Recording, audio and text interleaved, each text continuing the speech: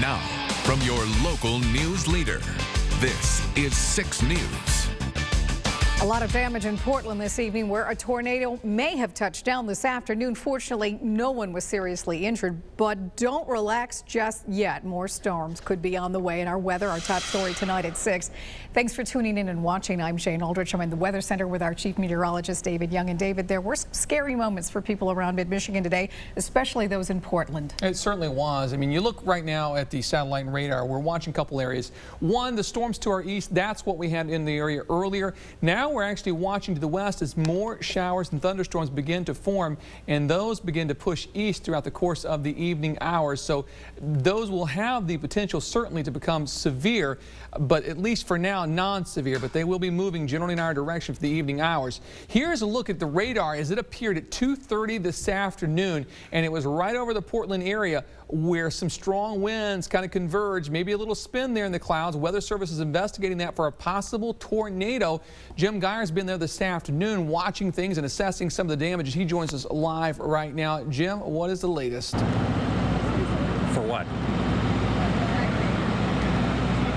We've had some significant damage in the Portland area thanks to a tornado that came through about 2:30 today. That extensive damage is being now surveyed by the National Weather Service. It has been quite a mess here in the town of Portland as crews are here now, including all the power companies, taking care of some damage from some of the lines that were taken down. The gas has been shut off in this part of the city of Portland right now, and it is several blocks of damage. I did talk to one witness who said that the initial touchdown was actually just on the other side of the river along Bridge Street, and then pretty much followed Bridge Street in a southeasterly direction and lifted just north of Interstate 96. So again, it has been a rather rough afternoon and now into the evening for the people in Portland. And with more on what they are going through right now is WLNS Crystal Amendola. Yeah, thanks, Jim. You know, we just talked to the fire chief and the sheriff for the area, and this damage is just very severe. Take a look. I mean, if you look right there, even with the strong winds, the American flag is still hanging on by a string right now, but really everything here, there's roofs just ripped off of buildings. I can't even count how many roofs I've seen missing from buildings. But again, we did just have an update with the fire chief, and he says so far, despite the damage, everyone seems to be okay.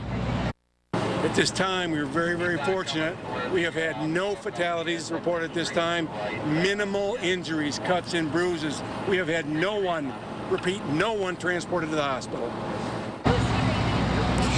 Now, they're not done with their search and rescue just yet. They're still going through neighborhoods and going through the debris. They actually brought in search and rescue dogs and cadaver dogs because they say they can easily get into the rubble easier than a person could. They also have air support coming around here, surveying the area with Michigan State Police so they get a better idea of how much damage there is. But otherwise, they say consumers has the gas shut off, or excuse me, the gas has been completely shut off. They no longer have any gas leaks, but we're going to continue to see if there is any more damage or any more injuries other than just some bumps and bruises. Back to you, Jane. Now, from Storm Tracker 6, Weather First. Made possible by your independent auto owners insurance agents, the No Problem people.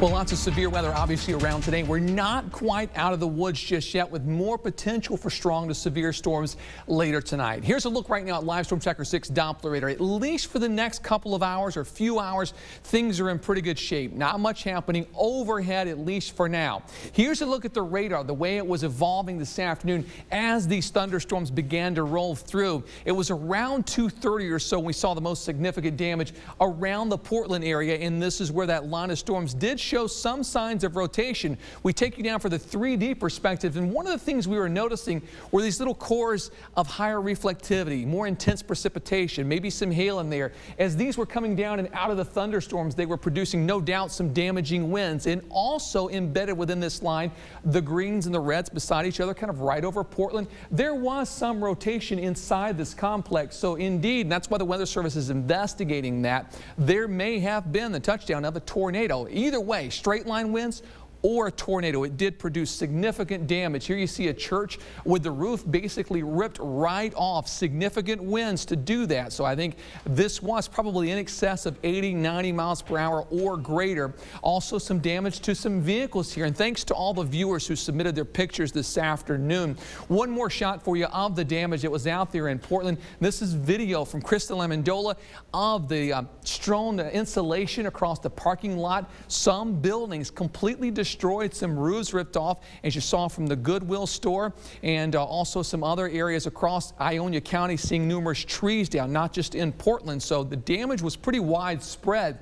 Here's the severe weather outlook. Now, earlier today we were in the orange area. That's the enhanced risk for severe weather. It's been downgraded to the yellow area, so slightly lower certainly, but we're watching north and west, waiting to see what happens with these storms, because as they form and as they move in our direction, I think they're going to move into a fairly unstable environment with strong winds aloft. So I don't think we're out of the woods by any stretch as far as severe weather goes. Through around 10 o'clock or so tonight, showers and storms form. They begin to move overhead, and encountering those winds that are above us, the chance for more severe weather. As we move into the late night hours, just after midnight, 1 or 2 a.m., all the severe stuff begins to head out of the area. By tomorrow morning, no problems. We're seeing decreasing clouds. Tomorrow, a breezy day, a cooler day, highs in the upper 70s, but the chance for severe weather is well to our south for tomorrow and the next few days. Temperatures, where the showers have just moved out, upper 70s to the east, while we're back into the 80s to the west. We're beginning to warm things back up. The view on the Capitol Cam, partly sunny skies, temperature 79. Check out the dew point, 73 degrees. There's a lot of moisture in the atmosphere waiting for these thunderstorms.